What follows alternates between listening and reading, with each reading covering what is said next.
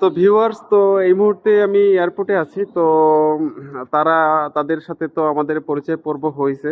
তো এই যে আসার যে মানে সর্ব সাকুল্যে যত পরিশ্রম ছিল, এটা সম্পূর্ণ অবদান ছিল আমাদের প্রাণপ্রিয় বড় ভাই জুবায়ের ভাই। বেলারুশে তার কাজের সাকসেস 99% বলা যাবে, 100 বলবো না, হয়তো বা 10 না, 50 জনের ভিতরে হয়তো বা একজনের একটু সামথিং কোনো প্রবলেম হওয়ার কারণে তারা ঢুকতে পারে নাই। তো সেক্ষেত্রে ভাইয়ার সাকসেস স্টোরি খুবই ভালো। তো ভাইয়ের উদ্দেশ্যে আপনাদের কি বলা আছে, জুবায়ের ভাইয়ের মানে উদ্দেশ্যে? তার জন্য আমরা আসতে পারছি, মানে তার অধীনে, কিন্তু অনেক ভালো। সে না আসতে দিলে আসতেই পারতাম না। এই জুবায়ের সুযোগটা ভাই সে করে আসলে দিছে। খুব ট্যালেন্টেড পারসন, হ্যাঁ, এবং হ্যাঁ। তার মানে যে কিভাবে আসতে হবে চেষ্টা সবকিছু এবং ভালো তার মতো যে বুঝিয়ে দিছে কাজ আমাদের। খুবই অথেন্টিক।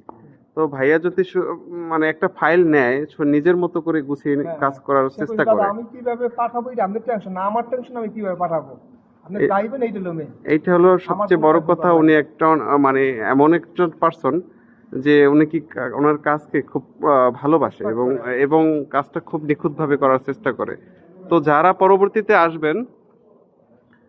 পরবর্তীতে আসবেন তাদের উদ্দেশ্যে আমি বলবো যে যারা ফাইল আমার কাছে দিয়েছেন, জমা দেওয়া আছে বা আমাদের করা আছে, বিগত 1 মাস ফ্লাইট বন্ধ ছিল। তো ওনাদেরও একটা প্রবলেম ছিল, ঢাকাতে 3 দিন হোটেলে থাকতে হয়েছে। হ্যাঁ, হ্যাঁ। তো সব মিলিয়ে মানে ধৈর্য হারা হলে হবে না, টেনশন করলে হবে না। ইজিলি সবাই চলে আসতে পারবেন, কিন্তু মনোবল রাখতে হবে, আর একটু সময় এবং প্রচেষ্টার জন্য অপেক্ষা করতে হবে।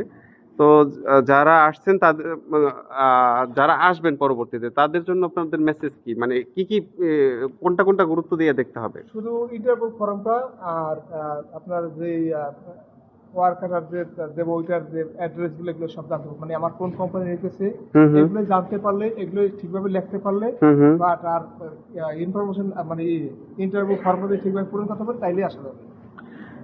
ঠিক আছে, এই ছিল ভিডিও।